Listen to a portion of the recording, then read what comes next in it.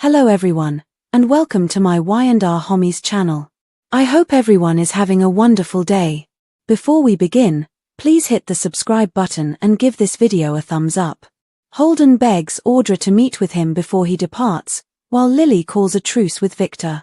On today's episode of The Young and the Restless, Nate is adamant about persuading Damien to stay, Claire gets Kyle into having dinner with Victor, and Diane persuades Jack to follow her plans. Jack discovers Diane in the Abbott manse, thinking about how she would change the place while using her tablet.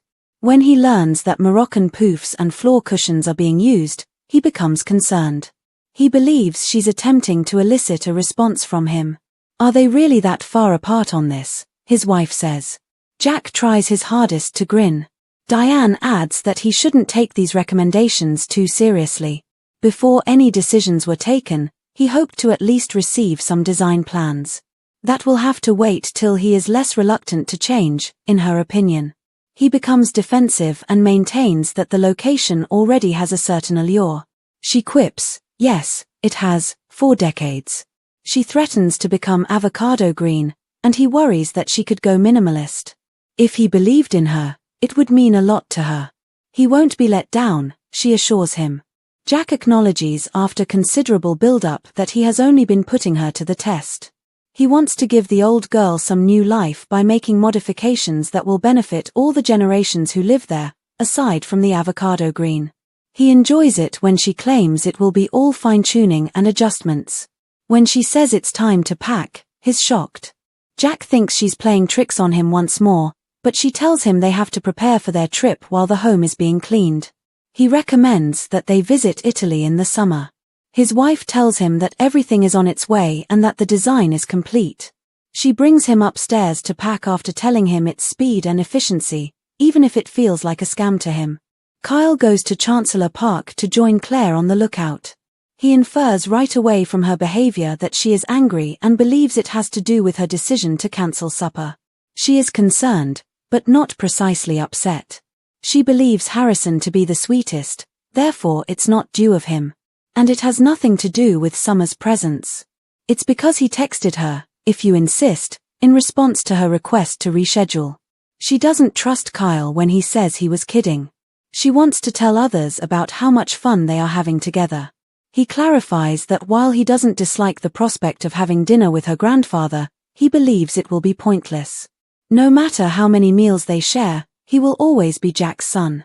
She loves her grandfather dearly, and Kyle would never get in the way of that, but do they really need his approval? A lot, she asserts. Her granddad doesn't back down, he reminds her. She acknowledges that everyone has told her such, but she has no first-hand knowledge of it and is avaricious for things that aren't feasible. Having a loving family is a miracle, and she hopes for much more. Kyle continues to believe that she is inviting disappointment. Although Claire wants everything to be ideal, she reassures him that even if her grandpa disapproves, she won't leave him. That makes him delighted, and he assures her that she deserves everything of her desires. Kyle apologizes once more for causing Claire any distress. He inquires as to whether Victor was even open to having supper with her grandfather when she questions whether he would always be a problem. She reminds Kyle that he backed out, but acknowledges that he didn't agree to it. Claire has faith in him and is confident that they can work things out. Victor wouldn't go that far, according to Kyle. Claire is certain that Kyle believes she is naive, but he maintains that he believes she is brave. Since Claire is aware of her grandfather's affection for her, she has no trouble fighting with him. This implies that they are able to push the envelope a bit. Kyle gives Victor a knee slap and recommends they have supper together. Tonight, he is available. She kisses him gratefully. Victor enters society as Lily sits at the bar, grinning at her phone. She responds that she is glad to be out of his poisonous empire when he asks whether she is glad to be working with her family once more. Nikki goes with her spouse. Can't we try to embrace all that's well that ends well? She asks Lily.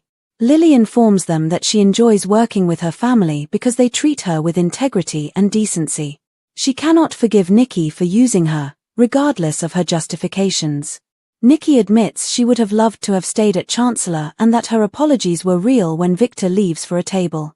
As Lily points out, it would have resulted in a demotion, Nikki responds that moving up and down the corporate ladder is typical. Although she apologizes for Lily's pain, she did make her own decisions. They hope to move on from this and wish her the very best. Lily informs Victor that if he wants to make amends, there is something he can do before she leaves. Without asking any questions, she needs to know certain facts about someone. She can text him further later. His name is Damien Kane. The Newman consents to investigate. Lily thanks him and leaves. Nikki says she's relieved that her relationship with Lily is warming up. She compliments her and is fond of her. They are curious about Damien. Victor is unconcerned and will deal with it. Claire enters quickly and hands Nikki some documents to sign. Victor informs Claire of her grandmother's admiration for her effectiveness. They talk about how fascinating and demanding job can be. Claire informs her grandfather that she would love for them to eat supper after they acknowledge that they don't have any arrangements for the evening. That would be wonderful, he concurs. I want Kyle to join us, she says. His lips are pursed. He finds it surprising that Kyle would consent to this. She says she values Kyle and would appreciate Victor's approval. If he ignores him, it will be awkward and depressing. Nikki agrees because she believes in her judgment. Victor sighs and crosses his arms before grinning and saying, I think it will be a waste of time, but I'll do it for her. Later is the only option. Nikki accepts when Claire asks her to go. Their granddaughter goes off, certain it will be amazing. Nikki gives her hubby credit. He takes a sip and adds, we'll see. Audra and Holden discuss how no one, especially Nate, can know about their past on the terrace of Crimson Lights. Hastings asks what they are talking about right away. He wants to know how Damien handled hearing about his mother. Holden says the news about his father was the most devastating. Audra agrees with Nate when he says Amy wants to make things right. It won't happen, according to Holden. Damien is done with his mother, and they are done with Genoa City. What can I do to stop him? Asks Nate. He believes the man has a soul and is aware of his mother's impending death.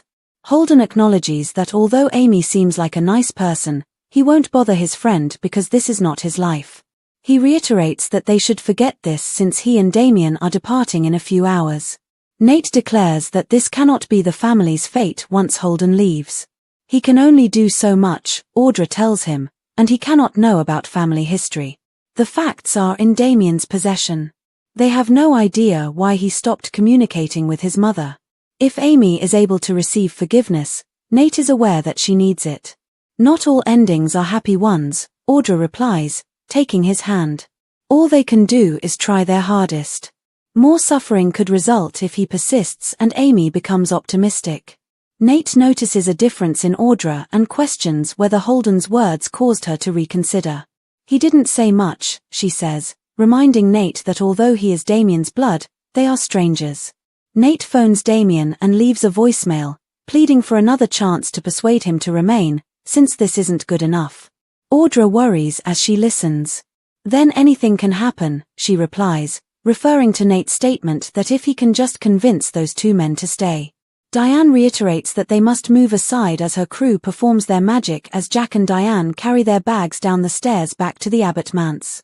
He wants to see the plans, but she fears that he would become obsessed with a small detail. She understands his fear of this. His touchstone is the house. His heart resides there. However, the family will develop and mature there as they continue to create memories. There will always be love. That brings tears to his eyes. Diane adds that they may remain alone in their room and enjoy a romantic retreat at the club. They kiss while giggling. When Kyle enters, his father assumes he is already familiar with the design plans. By bringing up jackhammering and drape changes, Kyle teases Jack. Kyle keeps taunting Jack as he needs to take several big breaths. Diane walks Jack out and assures him that he will enjoy it, calling her son a pot stirrer. Jack looks around, takes a big breath, and leaves. Claire gives Kyle a call and invites him to society later. Dinner was accepted by her granddad. Really? He queries. He responds that he would be thrilled, but she doesn't like it. Into the lion's den, Kyle murmurs to himself as he hangs up the phone. Lily returns to Crimson Lights, where she meets Audra and Nate, who gripe about Damien's departure preparations. Audra concurs with her opinion that he need to accept that. Amy has already experienced several disappointments. Nate did not want her to miss her final opportunity to bid her family farewell. Lily is able to comprehend it. There is still hope for all of us as long as he remains in Genoa City, Nate states. Holden comes back and Audra goes out onto the terrace to call. He asks her to meet him later for a drink before he leaves after she orders him out. He must meet her again before he departs.